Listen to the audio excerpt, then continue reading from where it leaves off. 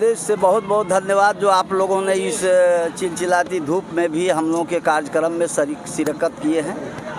इसके लिए बहुत बहुत धन्यवाद विकास जी, समर जी और उपेंद्र जी। आज पूरे देश की जो हालात है, अघोषित आपातकाल की स्थिति है और जो केंद्र सरकार यानी मोदी की सरकार ने जो वादा किए थे 2014 में, वो सारे घोषणा विफल उनका रहा। सारा वादा जैसे उन्होंने किया था कि नौजवानों को 2 करोड़ नौकरी प्रतिवर्ष दूंगा, लेकिन 2 वैकेंसी का बोर्ड सभी कार्यालय में लगा दिए, नौकरी मिली नहीं। उसके जगह पर किया क्या कि 4 वर्षों के लिए अग्निपथ योजना लाए जो हिंदुस्तान के नौजवानों के भविष्य के साथ खिलवाड़ किया। उन्होंने कहा था महंगाई पर रोक लगाएंगे, लेकिन महंगाई इस कदर बढ़ी कि आज रसोई गैस 1300 रुपये प्रति सिलेंडर हो गया। उन्होंने कहा था कि किसानों की आय दुगनी करेंगे, लेकिन किसान आज फटेहाल हैं। आप तमाम लोग जानते हैं, चैनल चलाते हैं कि इसी जंतर मंतर पर दिल्ली में 1 साल किसान धरना पर बैठे। उसका हश्र क्या हुआ कि इसी सरकार के मंत्री ने गाड़ी चढ़ाकर किसानों को रौंद दिया और आज तक कुछ नहीं हुआ। ये तानाशाह सरकार के खिलाफ जो उन्माद और उत्पात की राजनीति कर रही है, देश में लोगों को बांटने का काम कर रही है, जो कहा कि मजदूरों के लिए, गरीबों के लिए कि 2022 तक हम तमाम गरीबों का पक्का मकान बना देंगे। बन गया है? आप भी तो इसी गरीब के परिवार में है, देख रहे हैं, तो नहीं बना।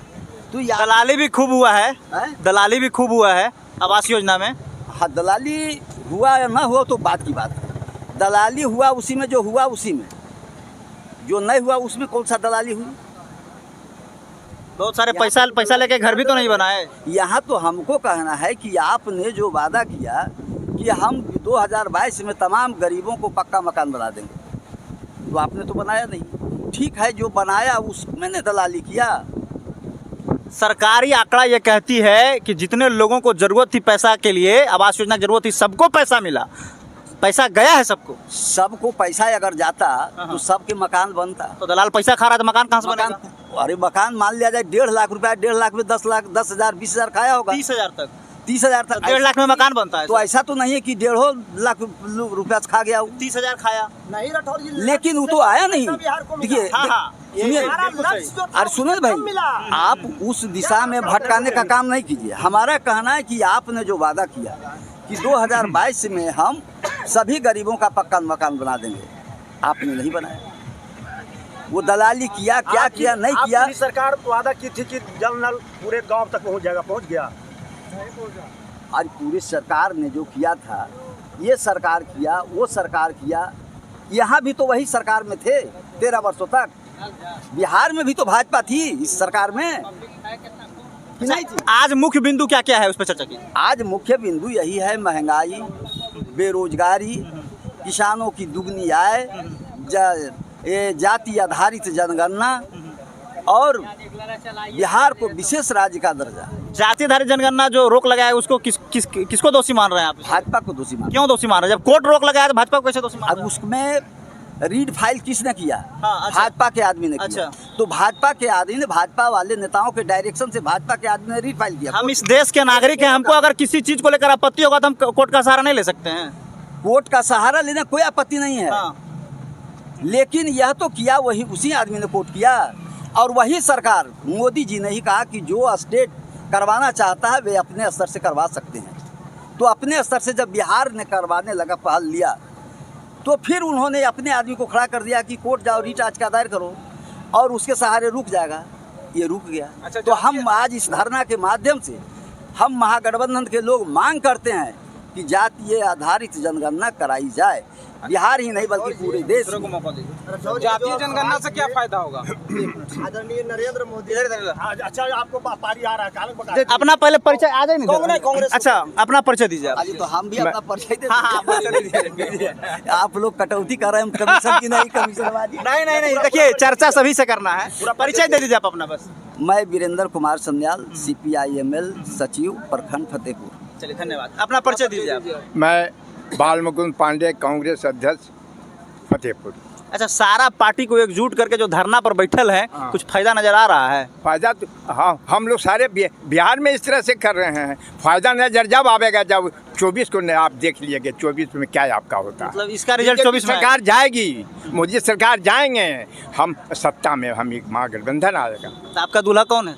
दूल्हा खोजा जाता है कि खोज के बनाया जाता है। अच्छा। दूल्हा एक ही बार खड़ा हो जाएगा कि हम काम करेंगे। दूल्हा के लिए हम घर घर जाते हैं और देखते हैं कि मेरा दूल्हा कैसा होगा। मतलब अभी ढूंढ रहा है। हम दूल्हा ढूंढा हुआ है। आप क्या गठबंधन लगा हुआ है? क्या कौन दूल्हा रहेगा? दूल्हा कौन होगा वो समय बता। लगा हुआ दूल्हा देखिए का।